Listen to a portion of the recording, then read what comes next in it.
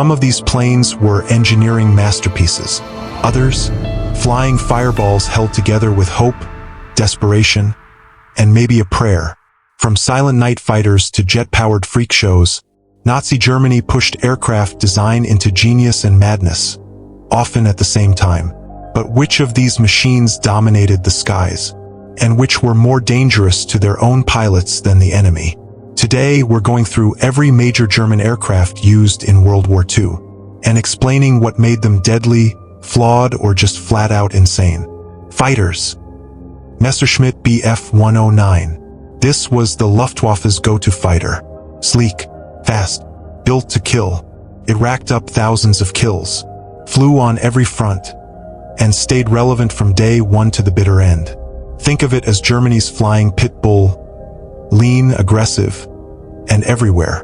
Focke-Wulf FW-190, the butcher bird, beefier than the Bf 109, with a radial engine that gave it serious punch. Allied pilots feared this one, especially at low altitude. When it showed up, you knew it wasn't going to be a fair fight. Messerschmitt Me-262, the first jet fighter in combat history, and it was terrifyingly fast, could outrun anything the Allies had. The problem? It had the durability of a lawn chair, and spent more time in the hangar than in the sky. Genius design, terrible timing. Bombers. Heinkel HE-111, the Luftwaffe's flying workhorse during the Blitz. Smooth glass nose, solid bomb load, and just enough speed to escape. Early on, at least, it was sleek, iconic, and terrifying, until it started getting shredded by Spitfires. Junkers Ju-88, the Swiss Army knife of German bombers. Dive bomber, night fighter, recon, even torpedo drops. This thing did it all. Not flashy, but incredibly adaptable. If it had wings, Germany tried to bolt a bomb onto it with the Ju-88. Dornier Do-17. It looked like someone tried to turn a broomstick into an airplane. Slim and fast, it was hard to hit early in the war, but it couldn't carry much, and wasn't exactly built for survival. Heinkel HE-177, Germany's only heavy bomber, and possibly its worst. Twin engines linked into one, which means it loved catching fire. Nicknamed Flaming Coffin by crews. Great range, awful reliability, impressive in theory, tragic in practice. Focke-Wulf FW-200, originally a civilian airliner turned naval bomber. It hunted Allied convoys until long-range fighters came knocking. Stretched the Luftwaffe's reach and got a lot of ships sunk while it lasted. Dive bombers and ground attack. Junkers Ju-87, the most infamous scream in World War II. That siren? Pure psychological warfare. The Stuka wasn't fast, but it didn't need to be. It dropped bombs like a hammer from the sky. When you heard it, it was already too late. Focke-Wulf FW-190. When the butcher bird got tired of dogfighting, it bulked up for ground attack.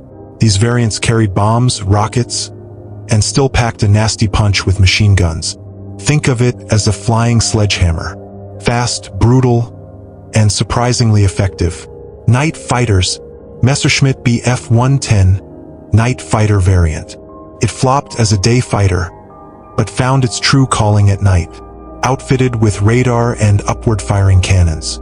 Yes, upward. This version of the Bf 110 ambushed bombers from below. Smart move. Terrifying results. Junkers Ju-88.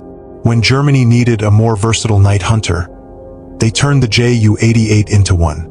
It carried radar, heavy armament, and could go the distance. It wasn't pretty, but it could stalk Allied bombers through the black and strike fast. Heinkel HE-219. The owl of the night sky. Sleek, fast, packed with radar and firepower.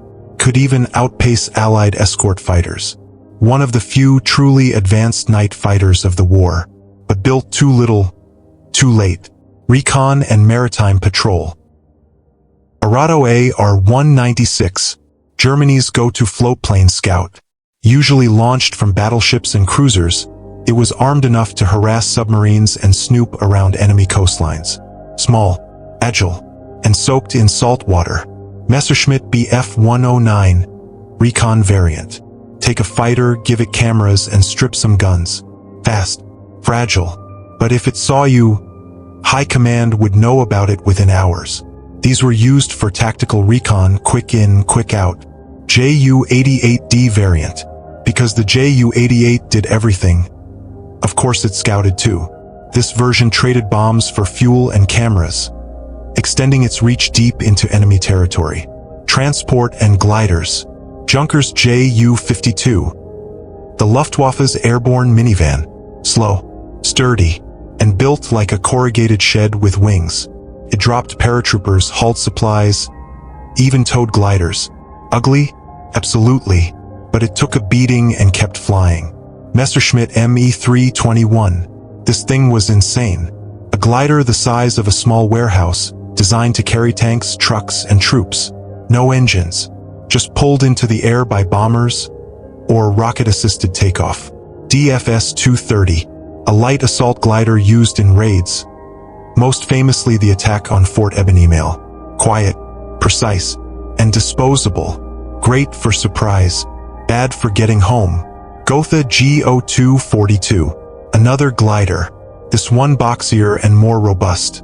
It was designed for hauling gear into frontline chaos.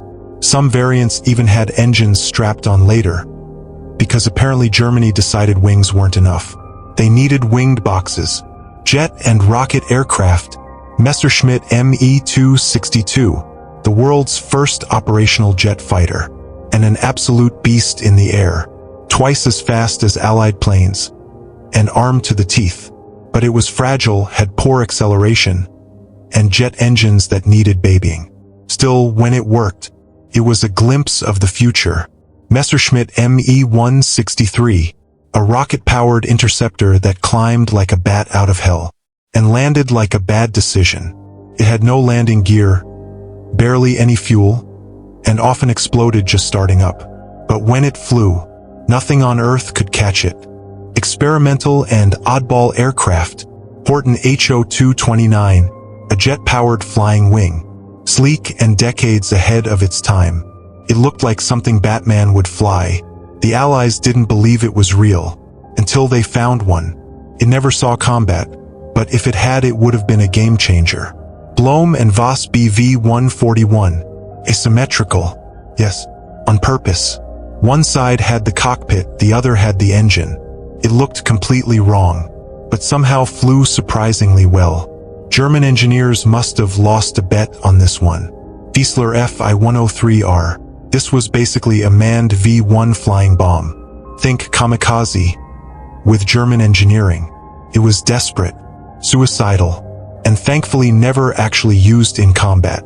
DFS-346. A rocket-powered, high-altitude recon jet, inspired by captured tech and sci-fi dreams. It was meant to break speed and altitude records. Instead, it mostly broke itself. One test pilot bailed out before launch. Smart man. From the roaring Bf-109 to the experimental nightmares that barely left the runway. Germany's World War II aircraft were a wild mix of genius and desperation. Some were decades ahead of their time. Others were held together with plywood, bad ideas, and a prayer.